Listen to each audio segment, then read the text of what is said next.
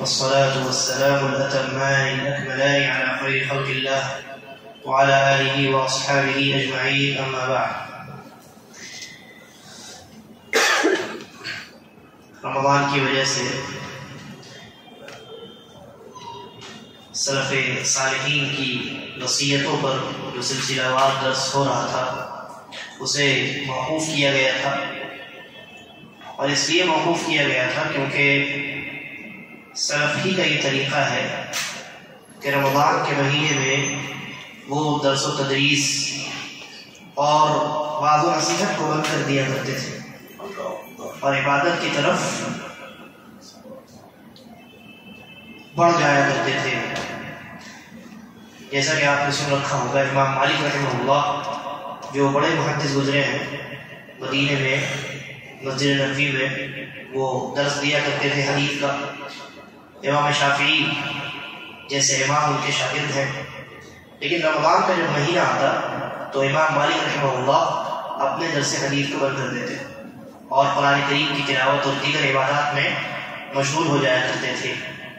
اور ہم تو سلف صالحین کی وصیتیں پڑھ رہے ہیں، سن رہے ہیں، تو ان کے نقش قدم پر ہمیں چلنا چاہیے. اس مناسبت سے رمضان میں اس درس کو موقوف کر دیا گیا تھا، اور اب شوال کے مہینے کی ابتدا ہونے کے بعد اور عید کی خوشیاں منانے کے بعد دوبارہ اس درس کے سلسلے کو شروع کیا گیا ہے.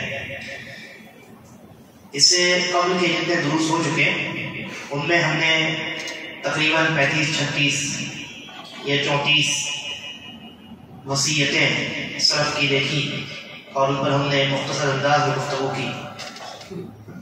آج ہمارے سامنے جو نصیحت ہے وہ سلف میں ایک عالم گزرے ہیں، مطرف ابن عبداللہ الشخیر رحمہ اللہ. ان کا ایک قول یا ان کی ایک وصیت ہے، ان کی در حقیقت یہ ایک دعا ہے. وہ یہ کہا کرتے تھے کہ اللہم انی اعوذ بک ان یکون احد اسعد بما علمتنی منی، کہ اے اللہ میں تیری پناہ میں آتا ہوں اس بات سے کہ تو نے مجھے جو علم سکھایا ہے اس علم سے مجھ سے زیادہ کوئی دوسرا انسان فائدہ اٹھا کر کے نیک بخت ہو جائے. میں اس سے تیری پناہ چاہتا ہوں. اور وَأَعُوذُ بِكَ أَنْ أَكُونَ عِبْرَةً لِغَيْرِي، اور میں اس سے بھی پناہ چاہتا ہوں کہ میں کسی دوسرے انسان کے لیے عبرت کا سامان بنا دیا جاؤں. بڑی عظیم باتیں ہیں. امام مطرف رحمہ اللہ یہ دعا کیا کرتے تھے اللہ سے کہ اللہ تو نے مجھے جتنا علم دیا ہے ایسا نہ ہو کہ میں اپنے علم پر جتنا عمل کرتا ہوں اس سے کہیں زیادہ عمل کوئی دوسرا انسان کرنے والا موجود ہو. یعنی وہ یہ حقیقت وہ دعا انڈائریکٹلی یہ کرنا چاہتے ہیں کہ اے اللہ مجھے اس بات کی توفیق دے کہ جو کچھ تو نے مجھے سکھایا ہے، مجھے علم دیا ہے، میں اس پر مکمل طور پر عمل کروں. ایسا نہ ہو کہ میں کچھ کہوں میں خود عمل نہ کروں، کوئی دوسرا انسان اس پر عمل کر کے کامیاب ہو جائے.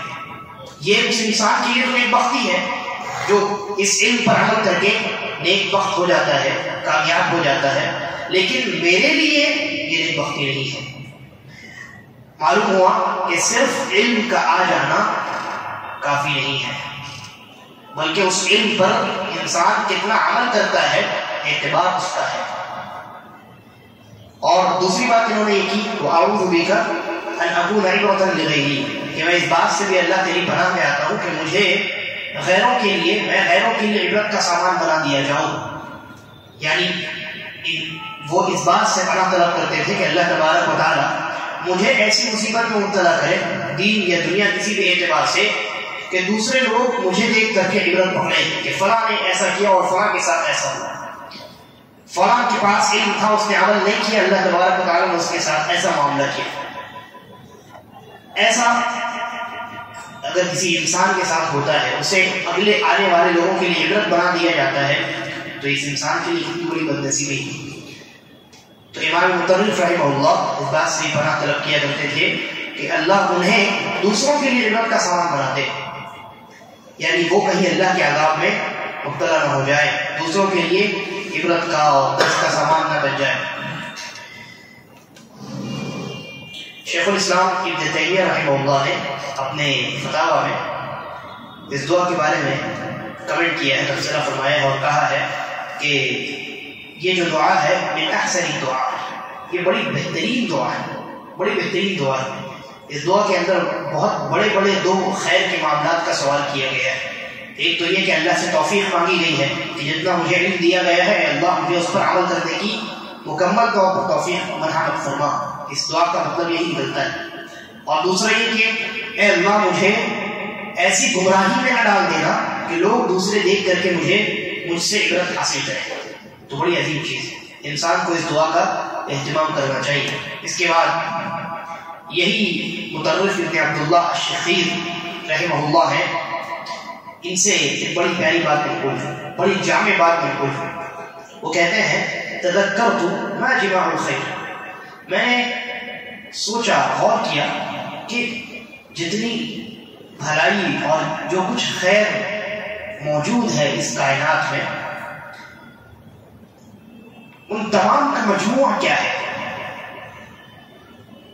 تو انہوں نے کہا فَإِذَا الْخَيْرُ كَثِيرٌ، تو میں نے جب سوچنا شروع کیا تو میں نے دیکھا کہ بھائی خیر اور بھلائی کے معاملات تو بہت ہیں، ایک نہیں ہے۔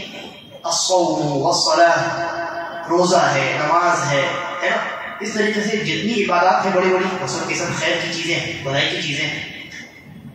تو انہوں نے سوچنا شروع کیا کہ یہ تمام خیر کی چیزیں ہیں، لیکن تمام کا مجموعہ کون سا خیر ہے؟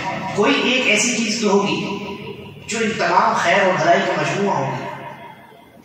تو انہوں نے کہا کہ میں نے دیکھا کہ بھائی خیر تو بہت ہے، روزہ ہے، زکوٰۃ ہے، نماز ہے۔ پھر اس کے بعد میں نے مزید غور کیا تو کہتے ہیں وَإِذَا هُوَ فِي يَدِ اللَّهِ، تو مجھے سمجھ میں آیا کہ جتنی خیر کی چیزیں ہیں وہ سب کے سب تو اللہ کے ہاتھ میں ہیں۔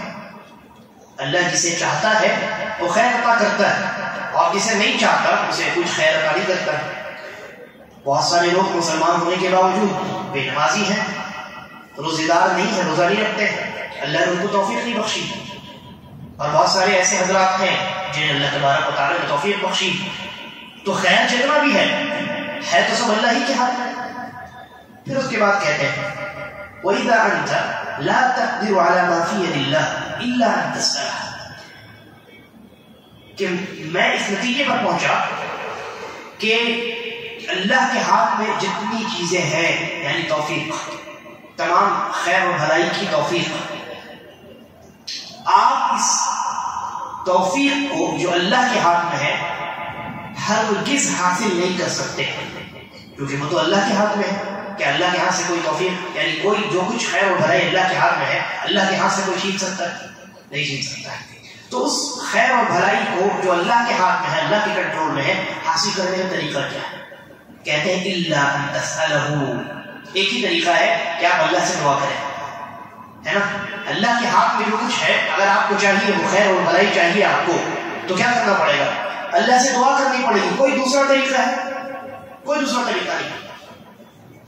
بڑے بڑے انبیاء اور صالحین جو ہے رب اجعلنی مقیم الصلاۃ ومن ذریتی، ابراہیم علیہ السلام امام الموحدین ہیں، انہوں نے اللہ تبارک و تعالیٰ سے کیا دعا کی کہ مجھے اور میری ذریت کو نمازی یعنی نماز کا پابند بنا۔ نماز یہ بہت بڑا خیر ہے۔ تو کوئی انسان اللہ کے قبضے میں جتنا خیر اور جتنا بھلائی ہے اس کو حاصل صرف ایک راستے کے ذریعے سے کر سکتا ہے، اور وہ کیا ہے؟ دعا۔ آپ اللہ سے دعا مانگے، اللہ تبارک و تعالیٰ خیر کے خزانے آپ کے اوپر کھول دے۔ اس کے بعد کہتے ہیں فیعطیک، اگر آپ اللہ سے دعا کریں گے تو اللہ آپ کو وہ تمام خیر جو اس کے ہاتھ میں ہے وہ آپ کو عطا کرے گا۔ فَإِذَا جِمَاعُ الْخَيْرِ الدُّعَاء، تو کہتے ہیں میں اس نتیجے پر پہنچا ان تمام اسٹیپس کو پار کرنے کے بعد کہ خیر اور بھلائی کا جو مجموعہ ہے وہ دعا ہے، وہ دعا ہے۔ آپ نماز، روزہ، حج، زکوٰۃ جتنی عبادات انجام دیتے ہیں وہ تمام عبادات بغیر اللہ کی توفیق کے تو انجام نہیں دے سکتے۔ اسی لیے اللہ تبارک و تعالیٰ نے ہمیں ہر نماز میں یہ دعا سکھلائی ہے، ایاک نعبد، یہ ہم کہتے ہیں نا ایاک نعبد و ایاک نستعین، اے اللہ ہم تیری ہی عبادت کرتے ہیں اور تجھ ہی سے مدد مانگتے ہیں، تجھ ہی سے مدد مانگتے ہیں۔ عبادت کے فوراً بعد مدد کا تذکرہ کیوں ہے؟ عبادت کے فوراً بعد استعانت کا تذکرہ کیوں ہے؟ علماء نے لکھا اس لیے کہ انسان عبادت بغیر اللہ کی مدد کے نہیں انجام دے سکتا، بغیر اللہ کی توفیق کے کوئی انسان اللہ کی عبادت تک نہیں کر سکتا۔ تو امام مطرف رحمہ اللہ کہتے ہیں میں اس نتیجے پر پہنچا کہ جتنا خیر اور جتنی بھلائی ہے دونوں جہانوں میں، ان تمام کا جو مجموعہ، یہی کہہ لیجیے کہ جو اصل ہے وہ دعا ہے۔ ایک انسان بہت نیک اعمال انجام دے، لیکن اگر ان نیک اعمال کو انجام دینے کے بعد اللہ تبارک و تعالیٰ تمام اعمال کو برباد کر دے تو اس انسان کی جھولی میں کوئی خیر کوئی بھلائی آئی نہیں آئی۔ یہی وجہ ہے کہ رمضان کے گزرنے کے بعد سلف صالحین صحابہ اور تابعین کا کیا طریقہ تھا کہ وہ 6 مہینے تک اس بات کی دعا کیا کرتے تھے کہ اے اللہ رمضان کی عبادتیں ہماری جو ہے وہ قبول کر لیں، یہ ان کی دعا ہوتی تھی۔ قرآن مجید میں بھی اللہ تبارک و تعالیٰ نے کہا والذین یؤتون ما آتوا وقلوبهم وجلة انہم الی ربہم راجعون، کہ لوگ کچھ ایسے ہیں جو کچھ کرتے ہیں اس عمل کو انجام دینے کے بعد ان کے دلوں میں خوف رہتا ہے کہ وہ اللہ کے پاس لوٹ کر کے جانے والے ہیں۔ عائشہ رضی اللہ عنہا نے پوچھا کہ اللہ کے رسول یہ کون لوگ ہیں؟ چوری کرنے والے، زکات زنا کرنے والے، جو چوری زنا اور بڑے بڑے گناہ کرنے کے بعد ڈر رہے ہوتے ہیں اللہ سے کہ یہ تو گناہ ہو گیا، اب اللہ کے کیا جواب دیں گے؟ تو اللہ کے نبی صلی اللہ علیہ وسلم فرمایا کہ نہیں، بلکہ یہ تو روزے اور نماز اور زکات ادا کرنے والے لوگ ہیں، یہ سب نمازی روزے دار اور زکاتی ہیں۔ یہ ان بڑی عبادات اور بڑی بھلائیوں کو انجام دینے کے بعد اللہ تبارک و تعالیٰ کے متعلق اس بات میں یعنی اس خوف میں مبتلا ہوتے ہیں کہ کہیں اللہ نے ہمارے ان اعمال کو رد کر دیا تو پھر اللہ کے علاوہ کون ہے جو ہماری ان عبادات کو قبول کر سکے۔ ابراہیم اور اسماعیل علیہ السلام ان دونوں نے خانہ کعبہ کی تعمیر فرمائی، کعبہ کی دیواروں کو بلند کیا، خود اللہ رب العالمین نے حکم دیا تھا، اور دونوں کے دونوں باپ بیٹے نبی ہیں، ابراہیم اور اسماعیل علیہ السلام، دونوں بڑے یعنی کہ بلند پایا انبیاء میں سے۔ انہوں نے خانہ کعبہ کی تعمیر کرنے کے بعد کیا دعا کی اللہ تبارک و تعالیٰ سے؟ کہا ربنا تقبل منا انک انت السمیع العلیم، کہ عبادت تو ہم نے انجام دے دی ہے، یہ خیر تو ہم نے انجام دے دیا، یہ بھلائی اور یہ تیرے حکم کی فرمانبرداری ہم نے کر لی ہے، اب اس کو ہم سے قبول فرما۔ کیونکہ وہ جانتے تھے کہ جتنا خیر جتنی بھلائی ہے وہ سب اللہ کی توفیق سے، اگر اللہ کی توفیق نہیں ہے تو انسان کوئی بھلائی انجام نہیں دے سکتا، اور اگر اللہ نہ چاہے تو انسان بھلائی انجام دینے کے بعد بھی اس بھلائی سے فائدہ حاصل نہیں کر سکتا۔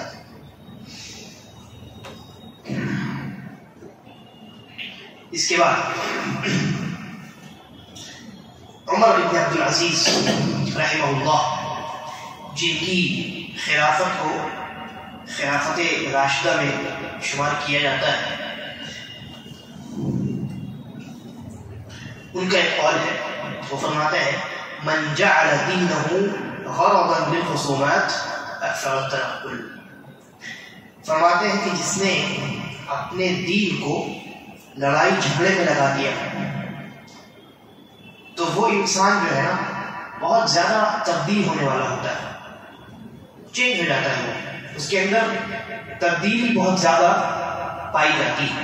جو انسان اپنے دین کو لڑائی جھگڑے میں، خصومات میں، جنگ و جدال میں، مناظرے بازی میں صرف کرتا ہے، بس اس کی زندگی کا ایک ہی مقصد ہوتا ہے کہ فلاں کو چت کر دیا جائے، فلاں کا منہ بند کر دیا جائے، فلاں کو خاموش کر دیا جائے، خود جیت جایا جائے۔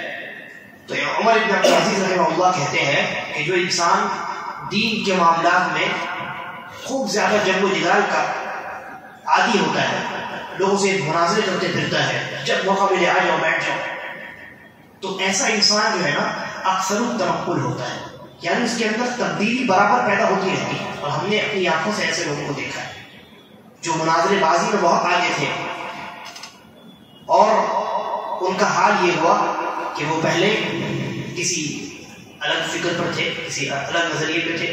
کچھ دنوں کے بعد ان کی فکر تبدیل ہو گئی، پھر تبدیل ہو گئی، پھر تبدیل ہو گئی، اور آج وہ انسان مکمل طور پر گمراہ ہو چکا. تو جو انسان اپنے دین کو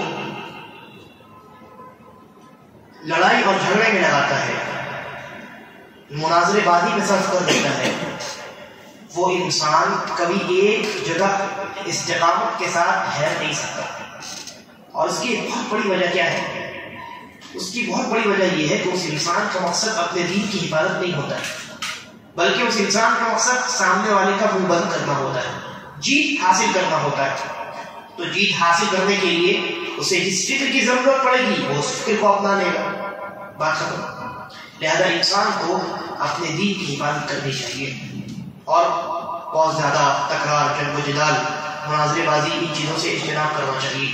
مناظرہ کرنا یہ بالکل آخری آپشن ہوتا ہے، اور جب ویسی صورتحال پیدا ہو جائے تب، ورنہ اسلاف نے کبھی مناظرے کو پسند نہیں فرمایا. مناظرے کی اصل یہ ہے کہ وہ جائز نہیں ہے، الا یہ کہ سخت ضرورت آ پڑے تب مناظرے کی اجازت دی جاتی. یہ نہیں کہ ہر چھوٹے بڑے مسائل پر اور ہر وقت صبح شام ایک انسان مناظرے بازی میں لگا رہے. یہ شریعت اور دین نہیں ہے، یہ سلف کا طریقہ نہیں. اس لیے انسان کو جو کچھ اس نے سیکھا ہے اس پر عمل کرنے کی کوشش کرنی چاہیے، احسن طریقے سے، بہتر طریقے سے دوسروں تک اس کو پہنچانا چاہیے. اگر اس نے قبول کیا بہت عمدہ بات، نہیں قبول کیا آپ نے اپنی ذمہ داری ادا کر دی، اس ذمہ داری پر لگے رہیے. لیکن جنگ و جدال میں مناظرے بازی مت پڑی. آپ کا کام ہے دلائل کے ساتھ بات کو واضح کر دینا، ماننا نہ ماننا اس کا کام ہے، اور وہ اللہ کی توفیق پر منحصر ہے. اس کے بعد امام مروزی رحمہ اللہ، یہ بھی بڑے امام گزرے ہیں، امام مروزی رحمہ اللہ، ان کا یہ فرماتے ہیں قیل لأبی عبداللہ احمد بن حنبل، امام اہل سنہ امام احمد بن حنبل رحمہ اللہ سے کہا گیا، ان کی جو کنیت تھی وہ ابو عبداللہ ان کی کنیت تھی، کیونکہ ان کے بیٹے کا نام عبداللہ تھا.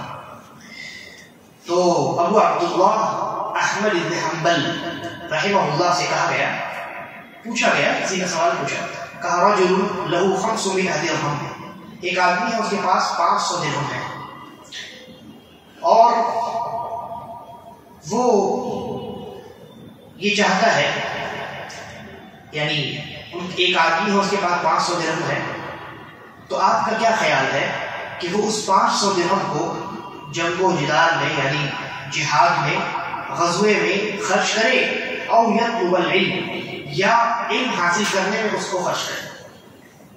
ایک آدمی کے پاس 500 درہم ہے، تو پوچھا گیا کہ وہ 500 درہم خرچ کر کے اللہ کے راستے میں جہاد میں لگ جائے، غزوات میں نکل جائے مجاہدین کے ساتھ، یا ان 500 درہم کو علم حاصل کرنے کے راستے میں لگائے؟ یہ سوال کیا ہے. اب دیکھیے امام اہل سنہ احمد بن حنبل رحمہ اللہ کا جواب، قال، انہوں نے جواب دیا، فرمایا اذا كان جاہلا يطلب العلم، کہ اگر وہ جاہل ہے تو میرے نزدیک محبوب اور پسندیدہ کام یہ ہے کہ وہ علم حاصل کرے.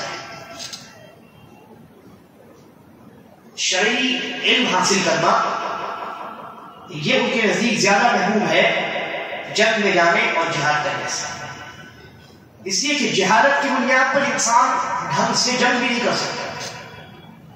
وہیں علم کی بنیاد پر ایک انسان خود بھی سیدھے راستے پر گامزن رہ سکتا ہے اور دوسروں کی رہنمائی بھی کر سکتا ہے. اس اثر سے ان لوگوں کا نعرہ اور ان لوگوں کا قول باطل ثابت ہوتا ہے جو نوجوانوں کو بھڑکانے کا کام کرتے ہیں، نوجوانوں کو بہکانے کا کام کرتے ہیں کہ کیا اچھا ہے اس چیز میں، کیا مولوی اور ملاؤں کے پاس بیٹھتے ہو، چلو جنگ میں نکلو، جہاد میں نکلو، ہے نا. بہت سارے ابھی کچھ دنوں پہلے اس طرح کا ماحول بنایا جا رہا تھا، اور آج بھی ہندوستان میں کچھ ایسی تنظیمیں موجود ہیں جو یہی کام کرتی ہیں، نوجوان مسلمانوں کو بھڑکاتی ہے اور ان کو جہاد کے نام پر ورغلا کر کے غلط راستے پر لگا دیتی ہے. پھر اس راستے پر لگنے کے بعد وہ نہ معصوموں کا خون دیکھتے ہیں، نہ عورتوں کا خون دیکھتے ہیں، بس ان کو جنگ کرنی ہوتی ہے اور جہاد کے نام پر فساد بچانا ہوتا ہے، جبکہ یہ لوگ سب کے سب جاہل ہوتے ہیں، کسی کو کچھ علم نہیں ہوتا۔ لہذا انسان کو شرعی علم حاصل کرنے پر توجہ دینی چاہیے۔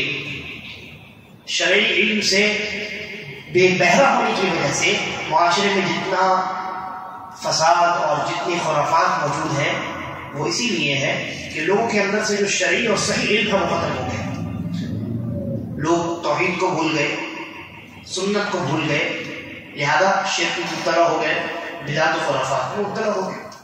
تو بتائے گا کون ہے؟ کوئی انسان بتائے گا جو علم سیکھے گا، اس لیے علم اور شرعی علم کی بڑی اہمیت ہے۔ اس کے بعد امام حسن البصری رحمہ اللہ کا ایک قول ہے، وہ فرماتے ہیں إن كان الرجل لا يكون فقيها جالسا مع القوم فيرى بعض القوم أن به عيا وما به من عي إلا كراهية أن يشتهر أو أن يشتهر۔ کہتے ہیں امام حسن بصری رحمہ اللہ کہ ایک فقیہ جو ہوتا ہے، جو شریعت کا صحیح معنی میں علم رکھتا ہے، وہ کچھ لوگوں کے ساتھ بیٹھا، جب اپنی مجلس میں بیٹھتا ہے کچھ لوگوں کے ساتھ، تو اس کے کردار پر خاموشی غالب ہوتی ہے، بیجا گفتگو نہیں کرتا ہوا۔ کسی مجلس میں اگر بیٹھا ہوتا ہے تو فرماتے ہیں کہ کچھ لوگ جب اس مجلس میں اس عالم کو، اس فقیہ کو دیکھتے ہیں تو یہ محسوس کرتے ہیں کہ لگتا ہے اس کچھ آتا جاتا نہیں، اسی لیے خاموشی سے مجلس میں بیٹھا ہوا ہے، تو علم نہیں ہے اس کے پاس۔ ارے فلاں کو دیکھو کیا بولتے ہیں اور کیا گفتگو ہوتی ہے ان کی۔ لیکن یہ آدمی، یہ تو لوگوں کے درمیان جب اپنی مجلس میں بیٹھتا ہے تو زیادہ تر خاموش رہتا ہے، بہت کم بولتا ہے۔ امام حسن البصری رحمہ اللہ کہتے ہیں وما به من عی، ارے وہ خاموش اس لیے رہتا ہے، اس لیے نہیں رہتا کہ وہ بے وقوف ہے یا جاہل ہے یا اس کو کچھ سمجھ بوجھ نہیں ہے، بلکہ خاموش اس لیے رہتا ہے کیونکہ اسے مشہور ہو جانا پسند نہیں ہے، شہرت پا جانا اسے پسند نہیں ہے۔ جو حقیقی معنی میں فقیہ ہوتا ہے، شریعت کا درک رکھتا ہے، شریعت کا علم اس کے پاس ہوتا ہے، وہ مشہور ہونا نہیں چاہتا۔ اور کیوں نہیں چاہتا ہے؟ کیونکہ رسول اللہ صلی اللہ علیہ وسلم کی یہ روایت جو صحیح مسلم میں ہے اس کے سامنے ہوتی ہے، نبی اکرم صلی اللہ علیہ وسلم نے فرمایا کہ ان اللہ يحب التقي النقي الخفي او كما قال علیہ الصلوۃ والسلام۔ انہی الفاظ کے ساتھ روایت موجود ہے کہ اللہ تبارک و تعالی ایسے بندے کو، ہاں اس میں بندے کا لفظ بھی ہے کہ اللہ تبارک و تعالی ایسے بندے سے محبت کرتا ہے جو متقی ہو، پاک صاف ہو اور چھپا ہوا ہو۔ شہرت، اس نے شہرت حاصل کرنے کے لیے کبھی کچھ نہیں کیا۔ مدینے میں ہمارے استاد ہیں تھے رحمہ اللہ شیخ عبداللہ العظمی، جو ضیاء الرحمن العظمی کے نام سے بھی مشہور ہیں۔ ان کے بارے میں شاید آپ نے سنا یا پڑھا ہوگا کہ ایک آدمی تھا جس نے پہلے اسلام قبول کیا، پھر اس کے بعد دارالسلام حیدرآباد میں اس نے پڑھائی کی، پھر وہاں سے مدینہ چلا گیا، وہاں اس نے پڑھائی کی، پھر ازہر چلا گیا یا مکے میں اس نے پڑھائی کی، اور پھر اس کے بعد مدینہ یونیورسٹی کے حدیث فیکلٹی آف حدیث میں HOD مقرر ہوا، اور مسجد نبوی میں بھی اس کا درس شروع ہوا۔ یہ وہی ہے شیخ عبداللہ العظمی، ضیاء الرحمن العظمی کے نام سے مشہور ہے۔ انہی کی کتاب ہے الجامع الکامل، انہوں نے ایک کتاب میں صحیح تمام روایات کو جمع کرنے کی کوشش کی۔ تو یہ ایک مرتبہ کسی مجلس میں ان کو بلایا گیا تھا اور ہم طلبہ بھی موجود تھے، تو انہوں نے اپنے بارے میں گفتگو شروع کی اور یہ بتلایا کہ لوگ ان سے کہتے ہیں کہ آپ مجالس میں ظاہر کیوں نہیں ہوتے، یعنی آپ لوگوں کے درمیان کیوں نہیں جاتے ہیں، آپ بند کمرے میں بیٹھ کر کے تعریف کا اور یعنی تصنیف کا کام کرتے رہتے ہیں، مسجد نبوی میں درس دیتے ہیں، لیکن عام مجالس میں آپ کیوں نہیں جاتے، ویڈیوز وغیرہ آپ نہیں بناتے، کیونکہ اس مجلس میں بھی ہمارے اصرار پر وہ تشریف لائے، وہ مجالس میں جانے اور جلسے اور جلوس میں شرکت کرنے کے مطلب یہ کہ خود اپنے ذاتی طور پہ وہ قائل نہیں ہے۔ تو انہوں نے وجہ یہ بتلائی کہ میری نظروں کے سامنے یہ روایت ہوتی ہے، اللہ تبارک و تعالیٰ ایسے بندے سے محبت کرتا ہے جو متقی ہو، پاک صاف ہو اور خفی ہو یعنی چھپا ہوا ہو، ایسے بندے سے اللہ تبارک و تعالیٰ بہت محبت کرتا ہے۔ اور جو حقیقی معنی میں عالم ہوتا ہے نا، اسے شہرت کا بڑا خوف ہوتا ہے، کیونکہ شہرت کی وجہ سے انسان کی زندگی میں کہیں نہ کہیں ریاکاری داخل ہو جاتی ہے۔ میں نے کہیں پڑھا، یہ بات کتنی اوتھینٹک ہے اللہ عالم، شیخ البانی رحمہ اللہ کے بارے میں، کہ ان سے شاید پاکستان کے بعض لوگوں نے ملاقات کی اور یہ درخواست کی کہ آپ پاکستان یا انڈونیشیا، ان دونوں جگہوں سے کسی کے کہیں سے کچھ لوگ گئے، اور شیخ البانی رحمہ اللہ سے یہ کہا کہ آپ ہمارے یہاں تشریف لائیے، لاکھوں کا مجمع آپ کو سننا چاہتا ہے، لاکھوں کا مجمع آپ کو سننا چاہتا ہے۔ تو ابتدا میں شیخ نے منع کیا کہ معذرت کی کہ نہیں میں نہیں جا سکتا، میرے پاس وقت نہیں، لیکن جب بار بار اصرار ہوا تو اخیر میں انہوں نے وضاحت فرمائی، کہا کہ میں 1,00,000 کے مجمع کے سامنے اپنے آپ پر کنٹرول رکھ سکوں، یعنی اپنی نیت کو ریا اور دکھلاوے کی نیت کے شائبے سے پاک رکھ سکوں، میں اس بات کی ضمانت نہیں دے سکتا، اس لیے مجھے آپ اتنے بڑے مجالس کو مت بلائیے۔ انسان جب شہرت پاتا ہے تو کہیں نہ کہیں شیطان آتا ہے اور اس کو بہکانے کی کوشش کرتا ہے کہ تم تو بہت شہرت یافتہ آدمی ہے اور تمہارا جو عمل ہے وہ کتنے لاکھوں لوگ دیکھتے ہیں، سنتے ہیں، تمہاری تقریر سنتے ہیں۔ تو انسان کے دل میں پھر جب وہ نصیحت کرتا ہے لوگوں کو تو اللہ کی رضا مقصود نہیں ہوتی، بلکہ آہستہ آہستہ لوگوں کو راضی کرنے کا ارادہ اور نیت جو ہے وہ شامل ہونے لگتی ہے۔ اس لیے جو حقیقی معنی میں علماء ہوتے ہیں وہ اس معاملے میں بڑے محتاط ہوتے ہیں، شہرت سے وہ بڑے دور ہونے کی کوشش کرتے ہیں۔ اور آج کے زمانے میں تو یعنی سوشل میڈیا پہ آنا یہ ایک مجبوری ہے، ورنہ آپ دیکھیے آج سے 5-7-8 سال پہلے جو علماء ہیں وہ سوشل میڈیا میں کہیں موجود نہیں تھے۔ جب یہ زمانہ تبدیل ہوا تو مجبوراً پھر ان کو آنا پڑا، ورنہ اس سے پہلے وہ اس چیز کو ناپسند کرتے تھے کہ جہاں صرف شہرت کے بھوکے اپنے آپ کو لوگوں کے سامنے پیش کرتے ہیں، وہاں ہم جیسے لوگ جا کر کے اپنی تقریریں اور یعنی اپنی باتیں لوگوں کے سامنے رکھیں، وہ اس چیز سے دور رہنے کی کوشش کرتے تھے۔ لیکن فی الوقت مجبوری ہے، کیونکہ آج جو ہے ہر چیز کو دور تک پہنچانے کا یہ میڈیا ایک بہت بڑا ذریعہ بن چکا ہے۔ بہرحال تو امام حسن البصری رحمہ اللہ نے کہا کہ جو حقیقی معنی میں فقیہ ہوتا ہے وہ اس لیے کم گفتگو کرتا ہے تاکہ لوگوں میں مشہور نہ ہو جائے،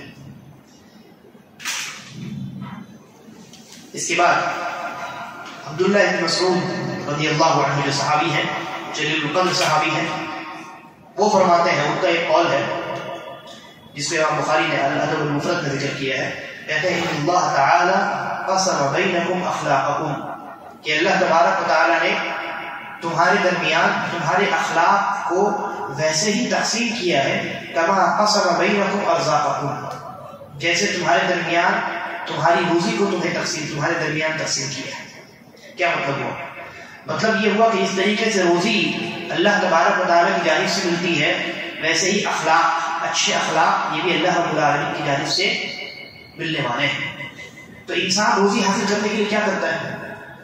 2 چیزوں کا انسان اہتمام کرتا ہے، ایک تو یہ کہ اللہ رب العالمین کی جانب لو لگاتا ہے، اللہ پر بھروسہ کرتا ہے، توکل کرتا ہے، اللہ سے دعائیں کرتا ہے روزی کے لیے، اور دوسرا کام یہ کرتا ہے کہ وہ اپنے اعضاء و جوارح سے بھی کوشش کرتا ہے، مجاہدہ کرتا ہے روزی کو حاصل کرنے کے لیے۔ پہلا کام اللہ پر توکل ہے اور یہی اصل ہے، اور ساتھ ساتھ سبب کو اختیار کرتا ہے، یعنی کوشش کرتا ہے روزی کو حاصل کرنے کے لیے، ہے نا۔ اسی طریقے پر انسان کو اچھے اخلاق کے حصول کے لیے انہی دونوں طریقوں کو اختیار کرنا چاہیے، ایک تو اللہ سے لو لگانا چاہیے، اللہ سے اپنا تعلق مضبوط بنانا چاہیے، اور دوسرا یہ کہ مجاہدے کے ذریعے سے، کوشش کے ذریعے سے چیزوں کو برداشت کر کے، لوگوں کو برداشت کر کے، لوگوں کی حرکتوں کو نظر انداز کر کے اپنے اخلاق کو بہتر بنانے کی کوشش کرنی چاہیے۔ تو انسان جب اللہ سے دعا کرے گا اور خود بھی مجاہدہ کرے گا، کوشش کرے گا، تو اللہ تبارک و تعالی ضرور اس کے اخلاق کو بہتر بنائے گا۔ اس کے علاوہ اور بھی کئی وصیتیں ہیں، لیکن انہی چند وصیتوں پر اور وصیتوں پر آج اکتفا کیا جاتا ہے۔ انشاءاللہ اگلے درس میں بہت ساری قیمتی وصیتیں باقی ہیں، ان پر گفتگو کریں گے۔ اللہ تبارک و تعالی ہم تمام کو نیک سمجھ کی توفیق عطا فرمائے اور ہمیں اپنی زندگی سلف صالحین کے نقش قدم پر گزارنے کی توفیق عطا فرمائے۔ هذا والله اعلم وصلی اللہ علی نبینا وسلم۔ السلام علیکم ورحمۃ اللہ وبرکاتہ۔